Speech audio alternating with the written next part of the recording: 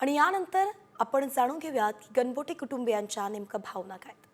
आम्ही मोठमोठ्यानं अजान म्हटली, विनवण्या केल्या, मात्र दहशतवाद्यांनी आमचं काहीच ऐकलं नाही अशी आपबीती सांगितली आहे गणबोटेंच्या पत्नीनं।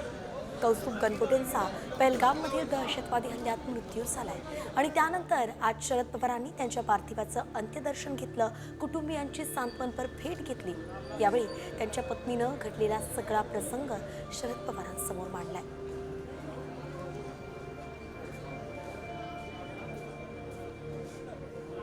लोकांची ओळख काढून त्यांच्याकडनं भरपूर मदत घेतली आणि भरपूर हेल्प झाली।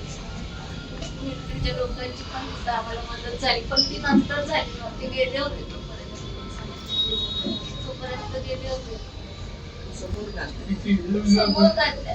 आणि त्यांचं बहुतेक त्या ह्याच्यावर होतं मुस्लिम, तुम्ही ते काय वाचा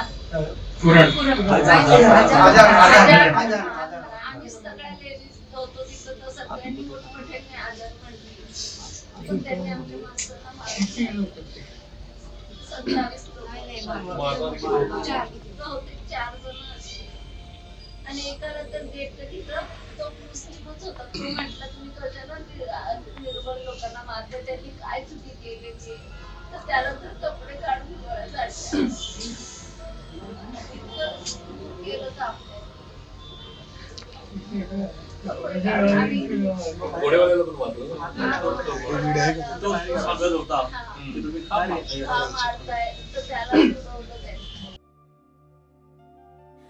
तर आपण पाहतोय की पुण्यामधलं गणबोटे कुटुंब जे आहे ते जगदाळे कुटुंबासोबत पाकिस्तान